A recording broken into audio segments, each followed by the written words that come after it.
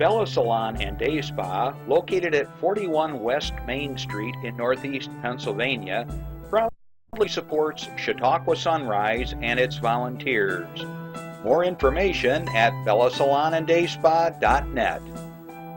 Westfield Memorial Hospital provides high-quality health care to residents of Western New York, offering patients the most sophisticated medical advancements while keeping the ease and familiarity of a community hospital. Support for Chautauqua Sunrise has been provided by WRFA 107.9 FM, Jamestown's public radio station, streaming online 24/7 at WRFALP.com. Low power to the people. Funding is provided by a grant from New York State Senator Catherine M. Young, representing Western New York's 57th District with a local office in Olean. Chautauqua Sunrise is made possible by a grant from Fredonia Place, a continuing care retirement community providing dignity in a modern luxury environment. Meter's Restaurant, a family tradition for over 50 years in downtown Ripley, is a proud supporter of Chautauqua Sunrise. Meter's provides all-day dining, banquet services, and custom catering, specializing in pie.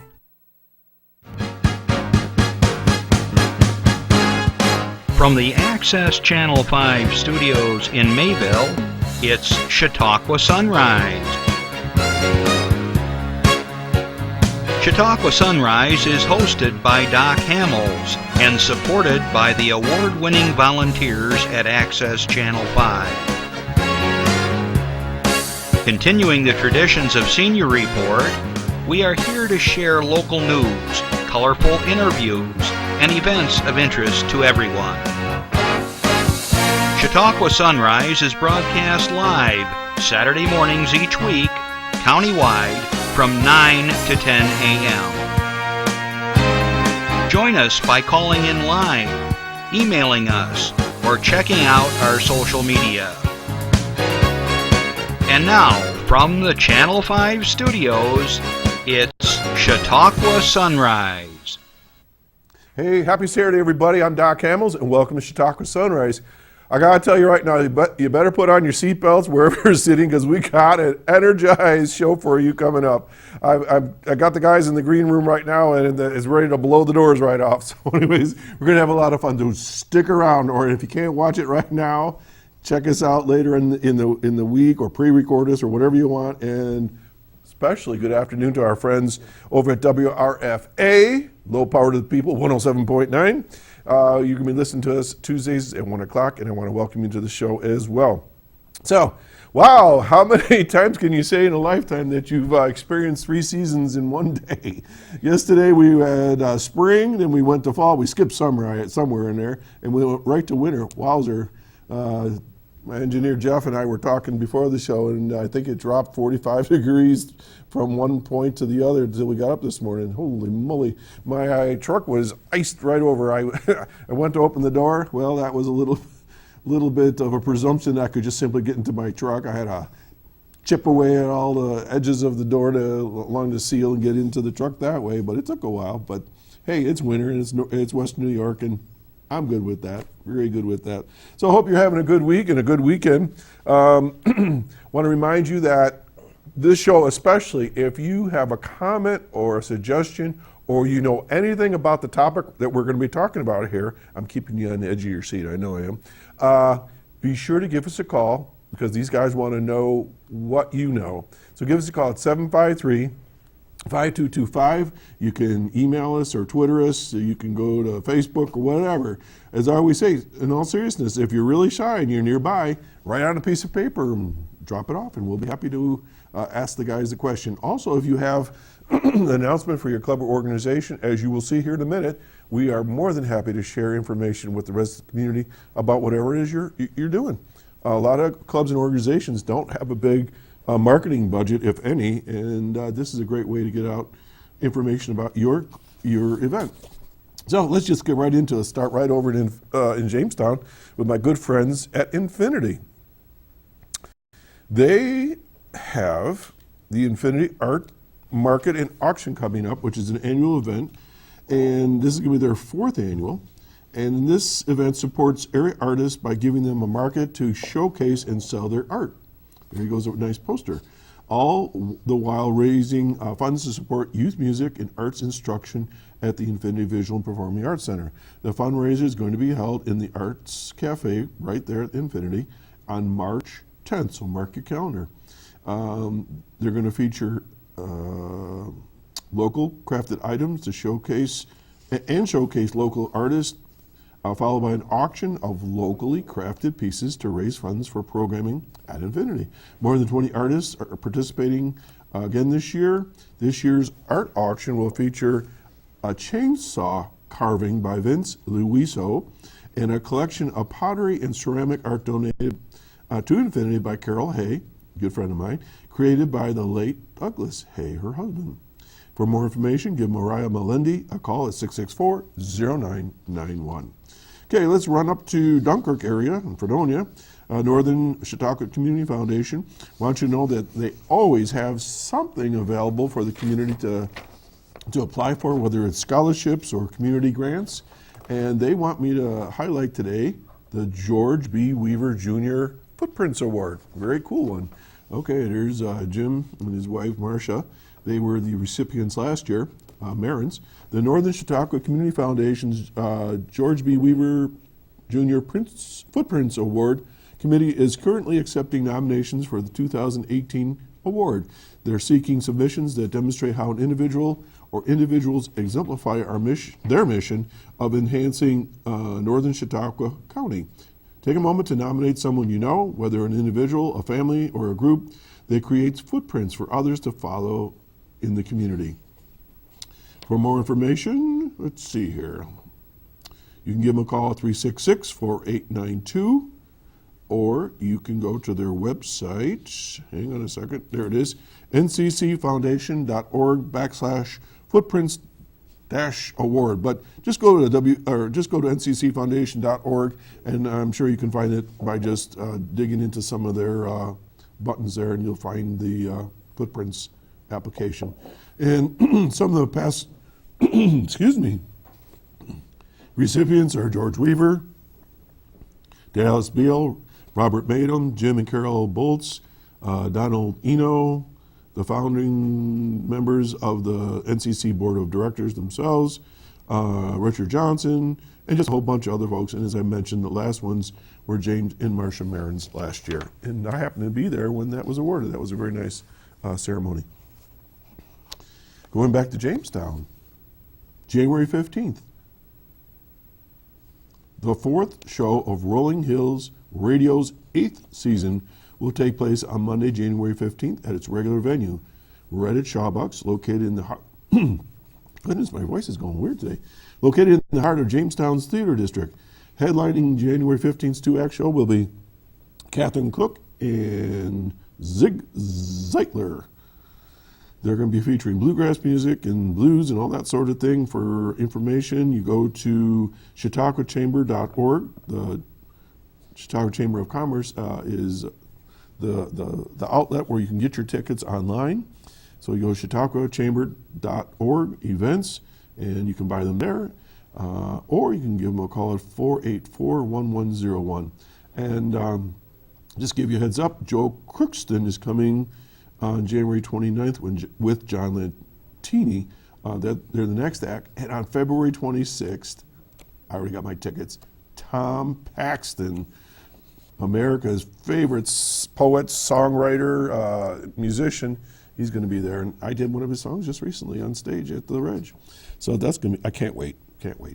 Okay, doors open for Jamestown, January 20th. I'm still in Jamestown. Okay, once again, this year, many attractions in the Jamestown area will open their doors for free to give local people a chance to be tourists in their hometown and to see for free what hundreds of tourists pay for each year. So listen very carefully. This is way cool, guys. This is a one-day opportunity. Doors Open Jamestown is set for January 20th. That's like next Saturday, 10 a.m. to 5 p.m. Now listen, this is where you can go. The Audubon Community Nature Center, the Bustye Grist Mill, the Chautauqua Sports Hall of Fame, whoever they are, Chautauqua Striders, the Dar House, D-A-R, Dykeman Young Gallery, Fenton History Center, Infinity Visual and Performing Arts Center, James Prendergast Library, Lucille Ball, Desi Arnaz Museum, the Marts Observatory, the Northwest Arena, Reginald A. Center for the Arts, Robert H. Jackson Center, wherever that is, Roger Torrey Peterson Institute of Natural History, and the Spire Theater. Okay, and then of course there's all kinds of restaurants are going to be offering some specials going that day, and this is brought to you by Jamestown Up Close, Jamestown Renaissance Center, and Jamestown Community Chamber of Commerce. January 20th. Check it out, guys.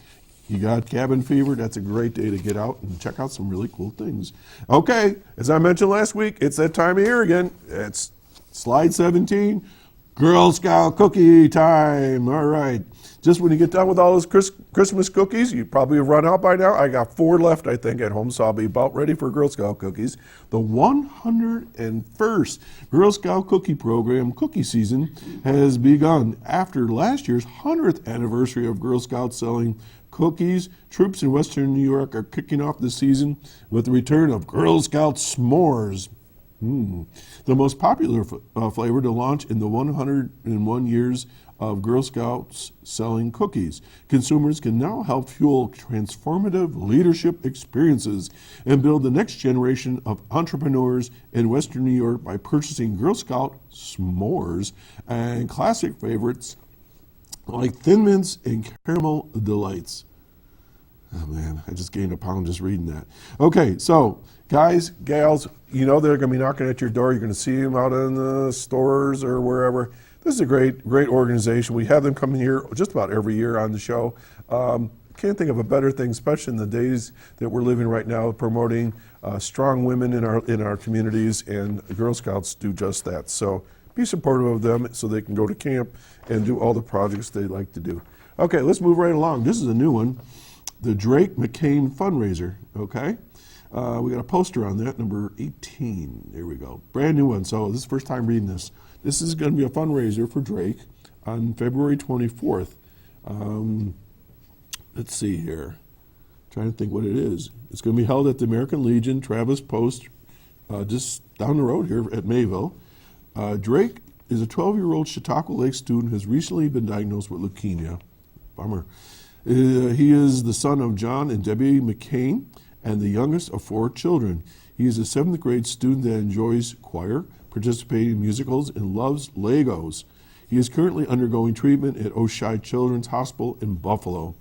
Anything that you can donate to help Drake and his family with the costs associated with his care would be greatly appreciated. Of course, prayers are always welcome.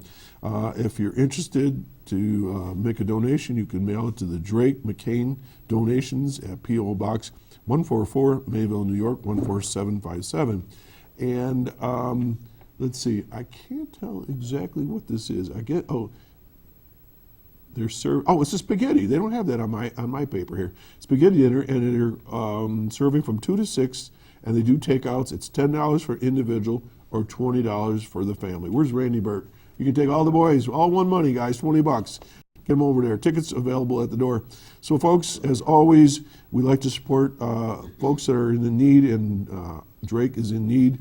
And my buddies, the Bogarts, are going to be playing live music there. There's going to be a 50-50 raffle and a Chinese auction. We'll be talking more about this as it comes closer, but mark your calendars, February 24th.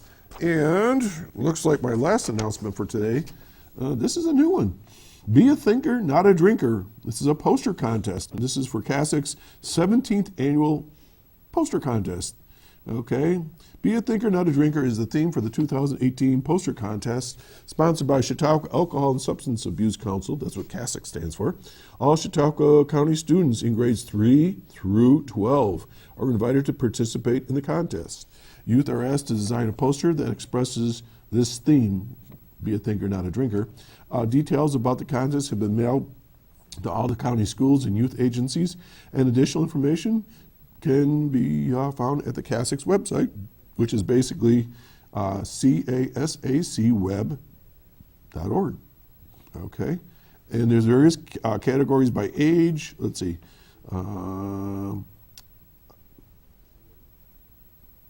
There's there's early grades 3 through 4, grades 5 through 8, or 6 through 8, excuse me. Category 3 is grades 9 through 12, basically high school. Because of the large number of posters entered, all entries will go through a pre-judging process prior to the award ceremony, which is scheduled for April 11th.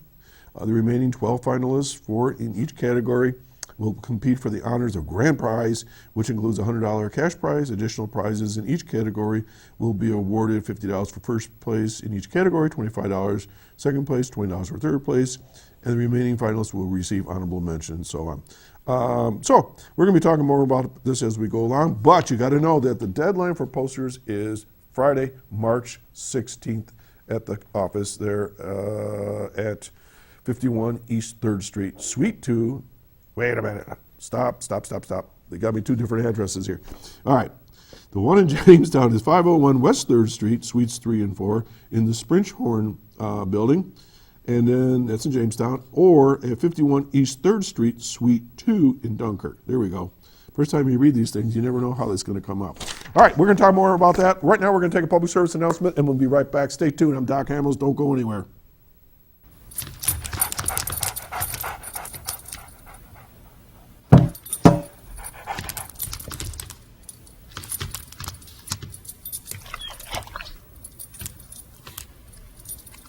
There's a shelter pet who wants to meet you.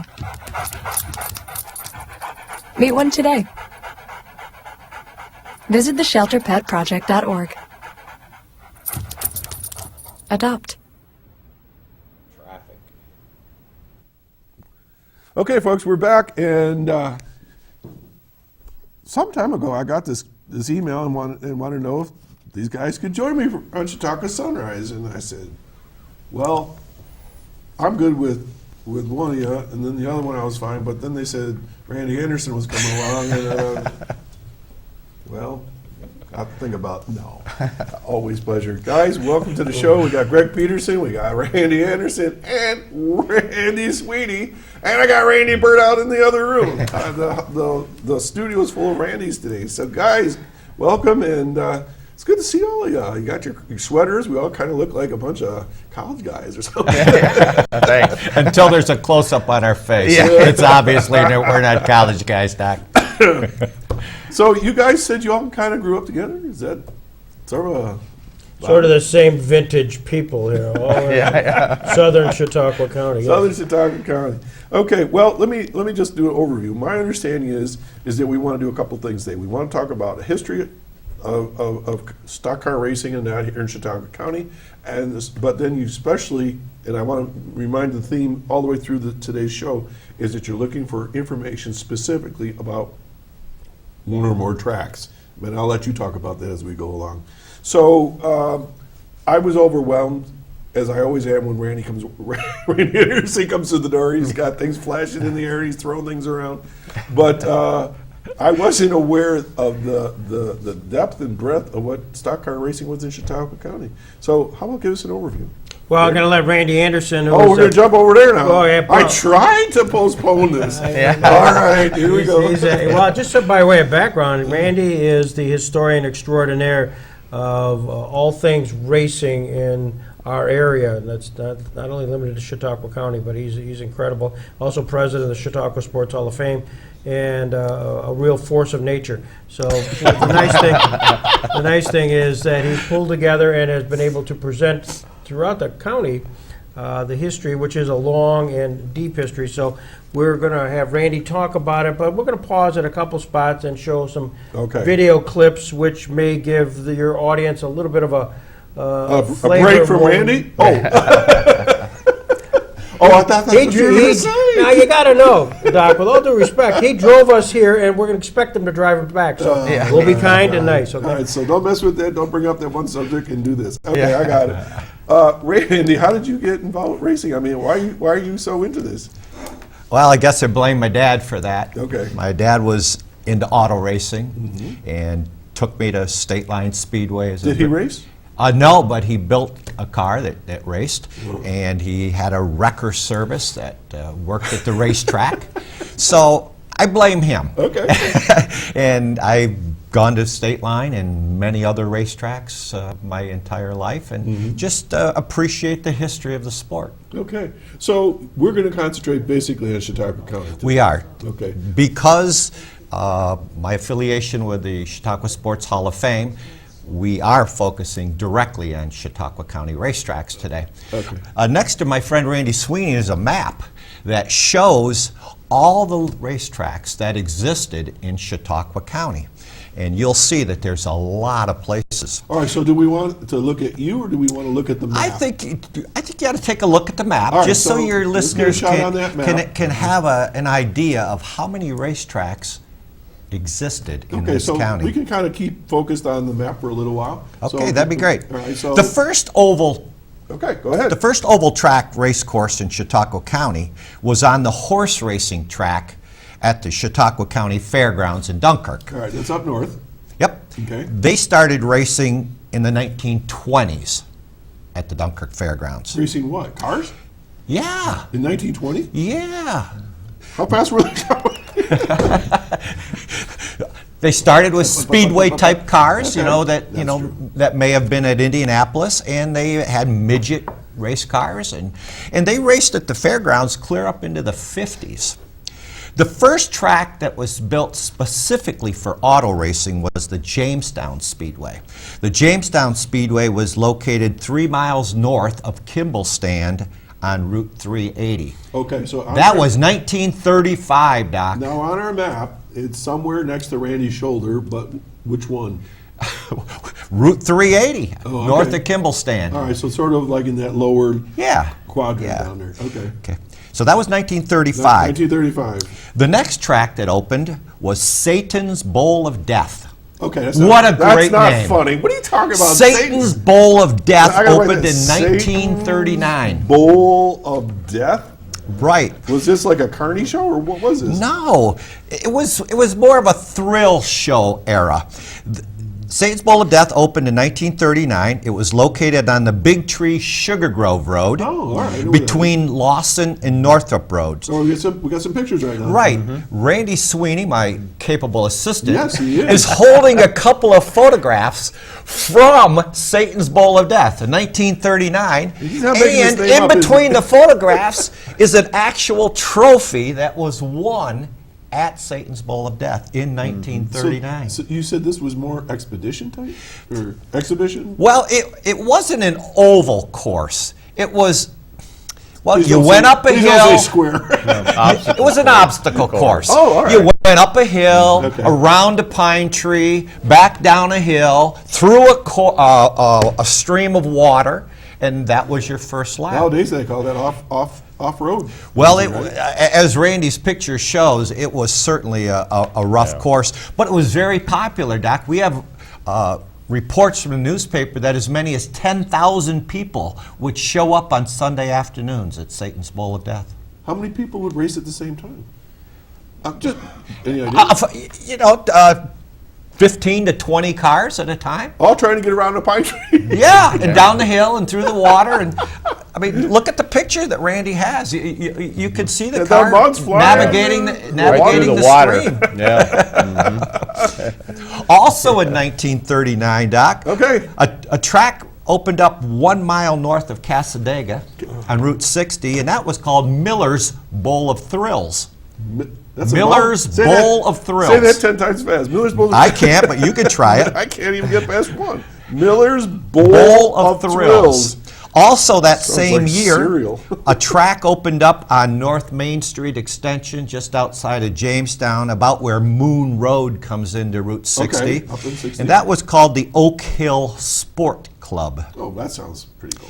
In 1940, a track opened up on the Fluvanna Town Line Road, just behind the fire hall on the Fluvanna Town Line Road. And that was called, you're going to love this name too, Doc, write it down, My pen's in my hand. Ted's Torture Track. TTT. Ted's Torture Track. It was owned by a guy named Ted Chamberlain, named it after himself. Miller's Bowl of Thrills, Satan's Satan's Bowl Bowl of of Death, Death. and Ted's Torture Track. All very popular and I bet successful racetracks. But then World War II happened. Oh, yeah. And all the tracks closed down. All the drivers went into service. Sure. And so there was a gap before racing resumed in our county. And in 1948, after the GIs got back and they were ready to get going again, a racetrack opened called Hanover Speedway. That was located on the Allegheny Road between Silver Creek and Irving. So that's that one way up top there. Yep, that was 1948, Hanover Speedway. Now, hold on a second. Yeah. What kind of cars are they driving? That was more, they were like cut down cars. Maybe the roofs had been cut down, so they were, Model A's. T-buckets? And Yeah, stuff like that, yeah. See, that's my extent of my knowledge of race cars and all these. That's why we're here, Doc. I watch American Pickers. That's the only reason why I know some of this stuff. So then in 1950, the Jamestown Speedway reopened. That was the one that was on Route 380, just north of Kimballstand. Okay. And then in 1951, a track opened up in the Clymer area called Clymer Super Speedway. Pretty grandiose name. Super Speedway. That was located north of Clymer on Route 74. Now, were these tracks basically all the same size? Or, No. That thing there. I mean, That's right. Each track was unique. Now, these last few tracks that I've been talking about, Hanover Speedway, Jamestown Speedway, Clymer Speedway, they were actual oval tracks. So they were actually, He's making a left. He's making another left. Making a left, yeah, you got it. The next big thing to happen in auto racing in our county was jalopy racing. And one of the first tracks to open was Sherman Raceway. That was located in a gravel pit on Depot Street behind the mill. If you know where the mill is in Sherman, there was a gravel pit behind it, and that's where Sherman Raceway took place. Now, Greg has brought some video that was taken at Sherman Raceway in about 1956. And we'll get to Sherman Raceway in a second after we're both educators, right? Define jalopy. What is a jalopy? A jalopy is, okay. Is It's it a like car that's is it like a whoopee?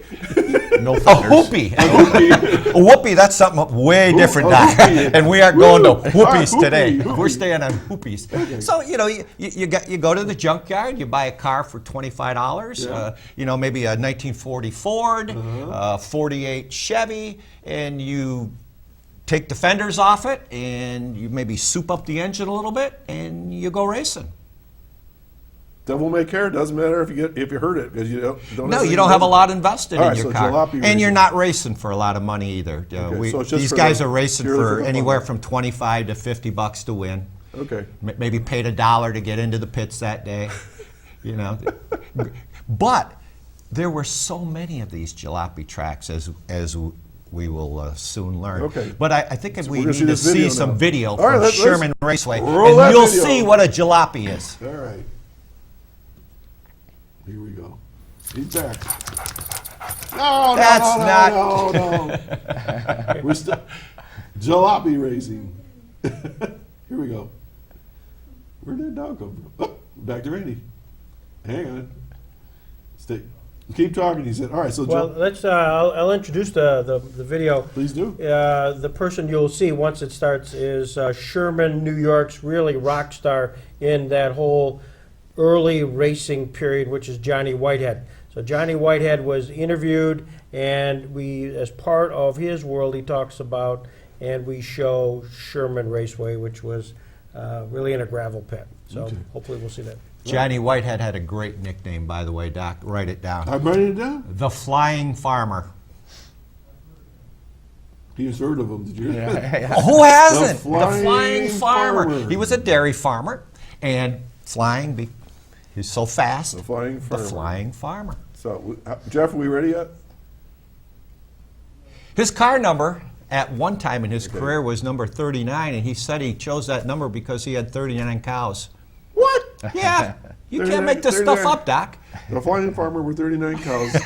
Now, okay, while they're still... Okay, while they're figuring No, out... I got a question. This is my What? job here. Would these guys go from track to track to track? Most of the tracks that we're talking about raced on Sunday afternoons. Okay. So you kind of had to pick and choose which one you were going to. But a Sherman Raceway, for example, raced on Thursday nights. They had lights. Oh, Big time. So under the in lights. 1956, we're talking about lighting at Sherman Raceway.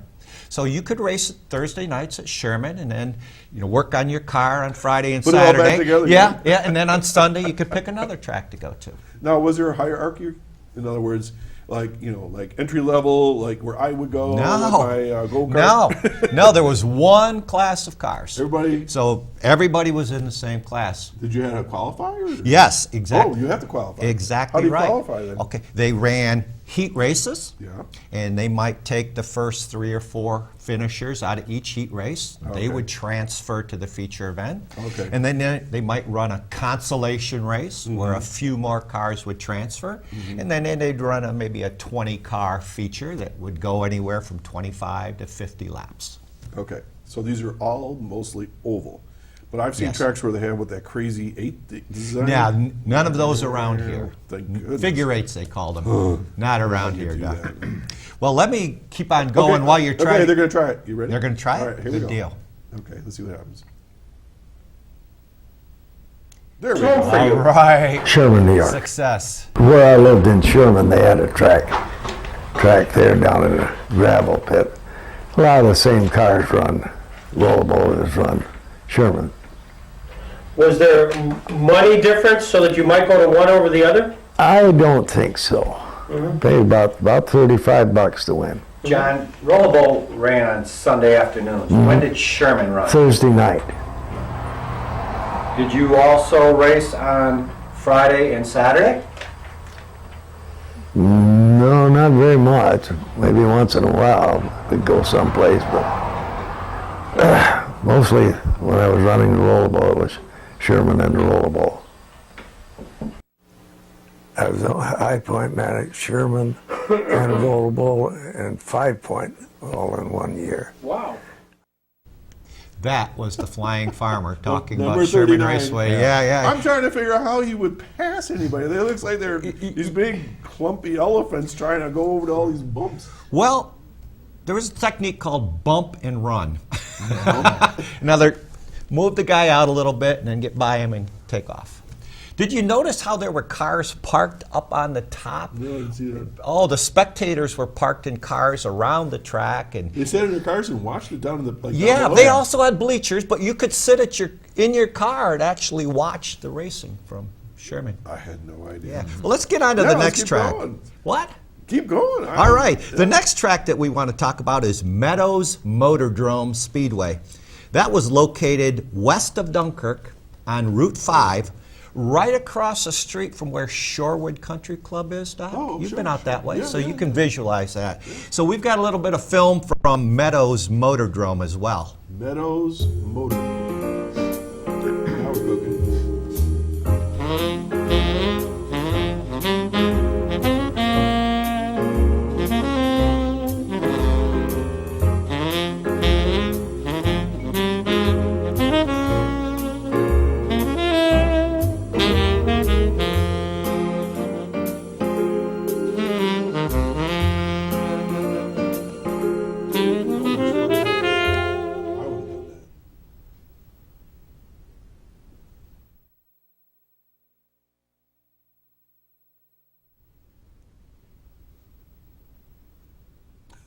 Now notice how that track looked quite a bit different than the Sherman Raceway. That was a lot flatter, Yeah, no, not many bumps. little wider. For the folks listening to WRFA, we just watched 2 clips of round-looking vehicles. What year were those cars? do you Oh, think? I'd say most of them were in the 40s. Okay, that's Yeah. kind of that roundish look. Yeah. And they were all kind of bunched up at times. I saw a couple of them kind of spun out in one corner there. And as you were saying, the first one, the Sherman track, right? Yes. It was like being out in a cow pasture. I mean, it was just, they were Well, bouncing all it over. was in a gravel pit. Yeah, it was really bouncy. And this other one now, up in Dunkirk, Right. was much smoother and looked like it was sort of evolving to what maybe some of the tracks are today. Exactly. But it was a dirt track. Yes, it was. They were all dirt tracks. All dirt tracks. All dirt tracks. And that's kicking up the dirt on everybody and Did you everything. notice how dusty it was? Very dusty. Yeah. Would yeah. they run in the mud? Well, they would water the track, very well Right, at the start of the day, Right. but as I said, most of these races were Sunday afternoons, so the track soon dried out. Rain or shine on these races? No. If it was raining hard, they couldn't race. So they did have some safety precautions. Another track that we want to talk about today is the Sulphur Springs Speedway. Out in my backyard. Exactly. You're familiar with where the Sulphur Spring Road is, out near between Ripley. Findlay Lake and South Ripley. South Ripley. And we have some video from Sulphur Springs Raceway as All well. right. All right. And what were the years for this? 57, 58, Okay. 59.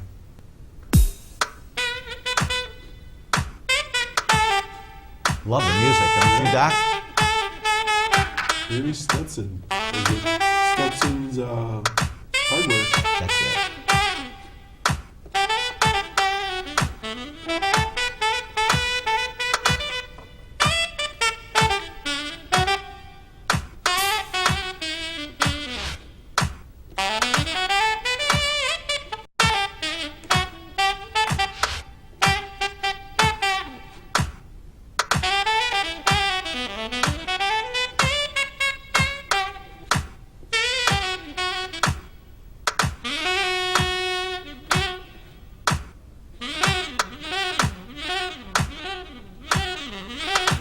Oh, got one tipped over there. Look at it. Oh, there's pit crew. There's the pit crew. Yeah, there's a 50 model car there, so Yeah. now we got a few fancier cars there. 55, maybe. 54. Okay, hey, first of all, folks that are listening right now, if you want to see what we're looking at, you always can go to our YouTube site, and usually we're posting by Sunday evening, and you could just look up this particular show, and you can actually see the footage of what we've been watching. Randy, are you looking for more footage from folks? We are. Let me run through the rest of the Yeah, racetracks no that problem. existed in Chautauqua County, Yeah. and then Greg and Randy will take you into the history of what we're trying to do right now, Okay. and how your listeners can help us. Awesome. There was a racetrack out in the Fredonia area called West Sheridan Speedway. It was on the Lakeview Stone Quarry Road, just as you're on Route 60 by the Aldrich Dairy Bar. Oh, okay. Yeah, that's the Lakeview Stone Quarry Road. There was a track down in Frewsburg on Oak Hill Road, past Erlinson Overlook Park. It was called, you're going to like this one, write it can't down, wait, I can't wait. Rock and Roll Speedway. Rock and Roll. And what year was this? 57, Well, 58, of course. 59. Bill Haley in the comments. Chuck Yep, Berry. yep. Out in the town of Arkwright on Center Road, there was a track called Vans Speedway. Reasonable name. Yep. The guy's name was Heil Van Arsdale. He was the owner. Vans Speedway, Heil Van Arsdale. Out on the Button Valley Road between Watts Flats and Panama, there was another good one. Roll-O-Bowl. Roll-O-Bowl. Why would Roll-O-Bowl. Why would they call it that? Because it rolled over. I mean, It was a bowl. They were racing in a bowl. Oh, all right. You Well, it get just it? seems- Roll-A-Bowl. just seems odd to me. Now, we just named a whole bunch of jalopy tracks Yeah. that raced from like 56 to about 1960. Mm-hmm. And then most of these tracks died out. And most of them died out because of the big elephant in the room. The big elephant in the room was State Line Speedway out on the Courtright Road in Bustye. Mm-hmm. State Line Speedway opened in 1956. And they didn't race jalopies out there. They raced late models. Cool cars. Yeah, modern day, high-powered cars that you'd see on the road. They had the best drivers show up because they paid the most money. So if you were an accomplished jalopy driver at any of these other tracks, you soon migrated over to State Line Speedway where the money was. Right, sure. And State Line Speedway had lights, great seating, good concession stands, and they basically put everybody else out of business. And State Line Speedway is still in existence today, Doc, 62 years later. The new owners, though, right? Yes. They've raced 62 consecutive years. Holy moly. at State Line Speedway. There's a ownership group now that has the track, Jim and Gene Scott, along with Dave Turner. They all live down in the Pittsfield, Garland, Pennsylvania area. And they're still racing. Saturday nights, starting the last Saturday in April and running until Labor Day. And that's a dirt track as well. It is. It's a 3rd mile dirt track, very successful, and they still get a lot of people there, and all the best drivers are still at My State brother-in-law Line took Speedway. me there once or twice over the years, and it was quite an experience, to say the least. There's a the little loud, history. though. I noticed that. Earplugs was probably a good thing. Well, yeah, it's like mowing your lawn, Doc. You put in your plugs for mowing your lawn, It's too. like playing in a rock band. Yeah. You know anybody who does that? No, okay. All right. So that's the history of Well, that's dirt track pretty awesome. racing. And thank you for bringing that map. That really brought it all together. I didn't realize there was 2 tracks so close to home on over in Sulphur Springs there. So who's next? Well, let's talk a little bit about the next project. We've Randy Sweeney, Randy Anderson, myself have taken it to another level. Based on Randy Anderson's research, we have gone out and done some interviews, which we in turn put into sort of racing documentaries. I'm going to talk about our most recent one, and Randy Sweeney can talk about some of our past productions and what it is that we'll be doing in July. So with that backdrop, we have focused in on the next track of focus, which is Coon Rd Speedway, which is located on Coon Road. As you go through the Sherman Westfield Road, beyond the crossroads as you're coming from Westfield, on the right-hand side is Coon Rd, and down Coon Rd, starting in 1956, was in fact a dirt track created by a gentleman by the name of Joel Swartout, and that ran intermittently from 1956 through 1961. Our goal is to capture interviews, get pictures, and hopefully we have yet to get it yet, but movies like we've seen here today. And so that's our next project. We're off and running. Probably have done over 20 interviews of individuals who either raced there, were mechanics there, father owned the track, or the individual who currently owns the location. So we are looking forward to any and all memorabilia, ephemera, articles, and we've been working very closely with the Westfield historian, Mary Bell B. Been very helpful to us, and so it's a project, and we are really looking forward to showcasing that in the not so distant future. In preparation for you guys coming today, I said to my father-in-law and my wife, I said, Coon Rd racetrack, do you guys ever go there? Oh yeah. So my wife would have been quite young. Very young, I might add. Very young. And my father-in-law said that they would go there quite often. So that was a local entertainment spot. So, and Randy, was that also oval and dirt and same? Yes, same it thing? was, yes. Okay. So you're looking for posters, flyers.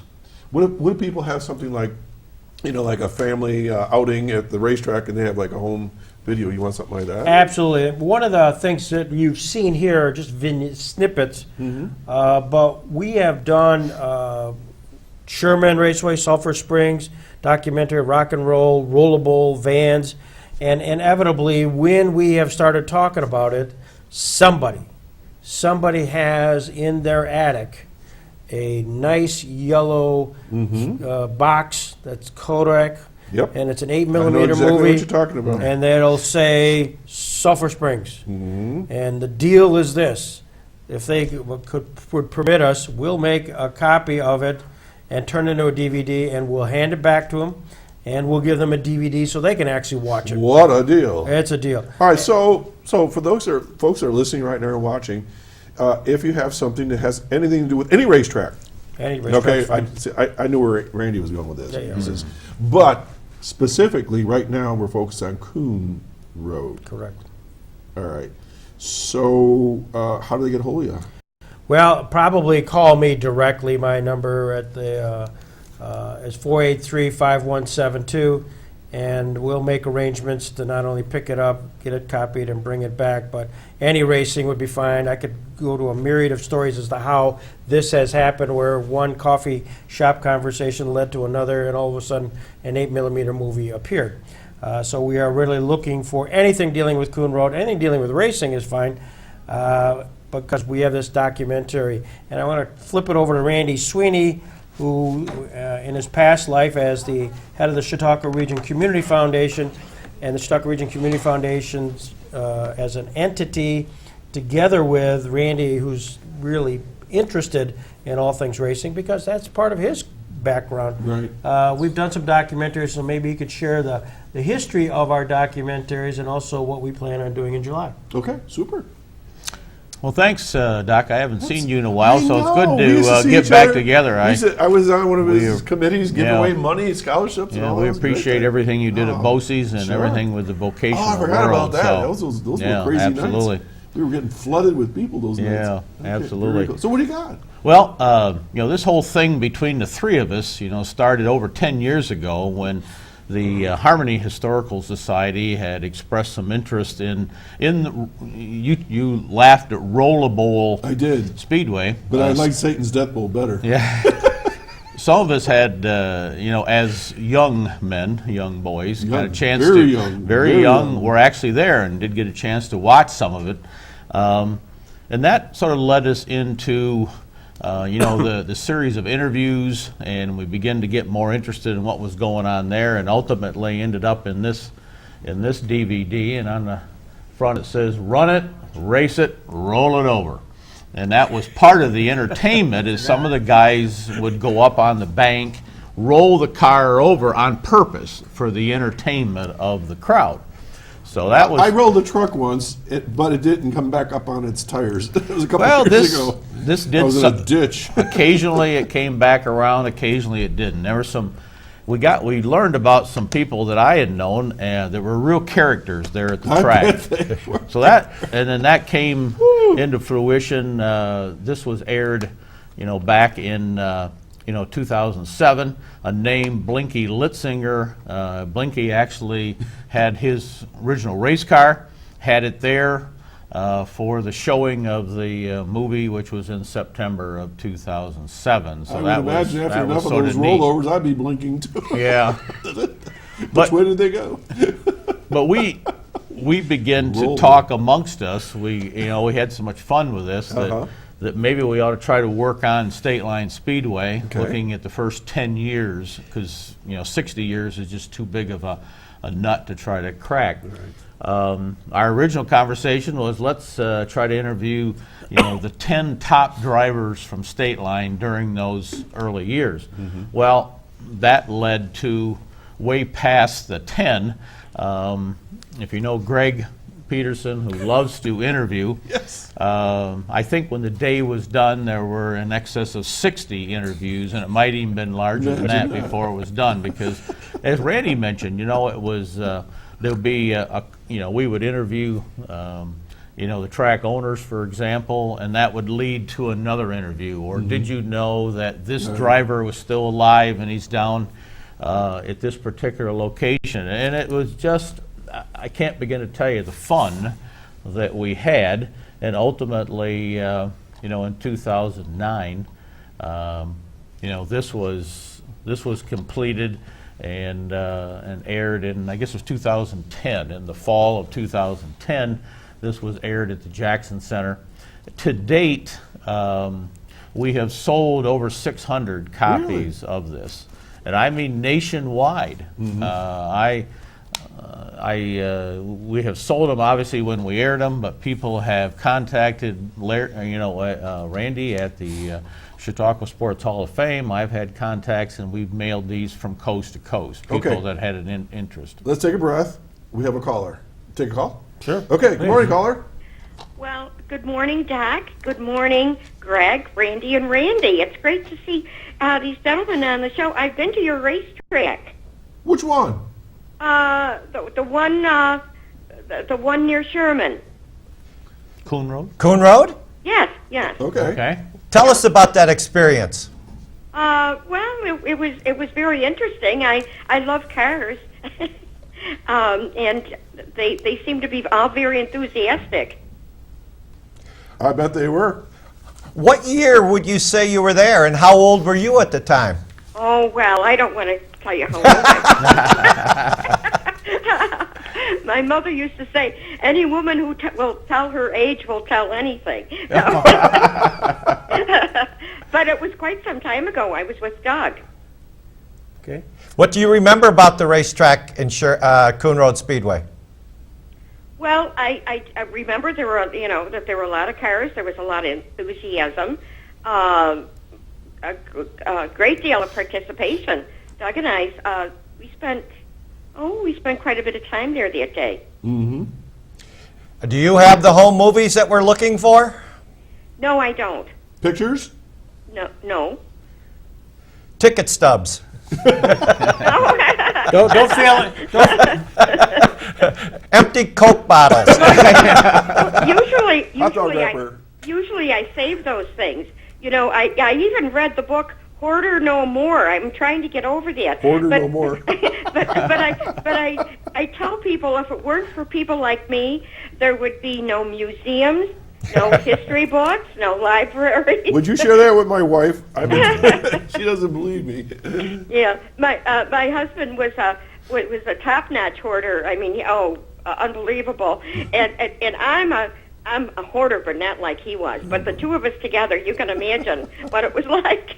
Well, you can help us out by talking to all your friends in the hoarding community about our need for racetrack memorabilia. Okay, Linda. Last time I did a match make with you, right? So we're gonna do another one. Linda works for the Office for the Aging. Oh. Perfect. All right, Lynn? That's correct. So you can put this out on Facebook, you can do whatever, but I am sure that a lot of your friends over there know about this stuff, and these guys are looking for that. Well, the three of us are clients of the Office of the Aging, so soon. I should be a client too, but I still work there. But I mean, in all seriousness, is that I bet many folks that you work with would know a lot about this stuff, wouldn't you think? Oh, definitely. Yes, Okay. definitely. Well, Linda, just there will be at the very end of the show a poster of what's coming, and if you could share that, that'll surely create some memories and some contact. So feel free to share that, and at the same time, our numbers and contact information are on it. Well, thank you, Greg. Okay. So then, anything else? Just that we're recruiting people, and spring is coming, and I'm looking for applicants, so please keep calling me. We have our computer training going on, free, one-on-one, in the Brockton Ohio Library and the Westfield Patterson Library. Awesome. Okay, Lynn, well, thanks for calling in, and please, seriously, if anybody knows anything about this stuff, get them over to these guys, okay? I certainly will. Well, thank you. Okay. Have a great weekend and a great week, and stay warm. Yeah, you too. All right, great. Okay, so folks, you're watching Chautauqua Sunrise, and we are talking about dirt track racing in Chautauqua County. And Randy Sweeney, you're still up. So you were talking about these various videos. Well, I mentioned that obviously this was an overview, of that first 10 years, featured as many drivers as 90 minutes would allow. Mm-hmm. But we realized that there were some stars, from that period, and actually after, carried over into a period, names like Bob Snars, Squirt Johns, Sammy Lamancuso, just to mention three, that ultimately the decision was made to create, a separate video of their racing career. And certainly Greg and Randy have done a fantastic job pulling together the hours and hours of video, Randy putting narrative to it. My job over the time has been to try to figure out how to market these and sell these, because obviously there's a cost related to the production. And we've been fortunate enough to find this financial support, Great. To produce these and then ultimately sell them. And the proceeds, are in a fund at the Chautauqua Region Community Foundation to continue to support Cycling this, revolving this art of, I'll call it an art of stock car Where's the racing. money? At the Chautauqua Region Community Foundation. All right, but now folks are listening, they're watching, so if they're interested, how do they get one of these? How do they get their hands on it? Well, there's probably a couple. I am still in the book under Randall Sweeney in the phone book for those of you that still have a phone book in your house. Most people, a lot of the younger ones don't. Otherwise, the Chautauqua Sports Hall of Fame would be the place I would go to and contact them. And Randy will get them a copy, or he'll get with me. I'm holding the inventory we have on all of these. But I tell you, if you're interested in stock car racing and you spent some time at State Line, it is just a lot of fun to have one of these and sit down, especially on a day like today, and watch these guys and have them tell their stories.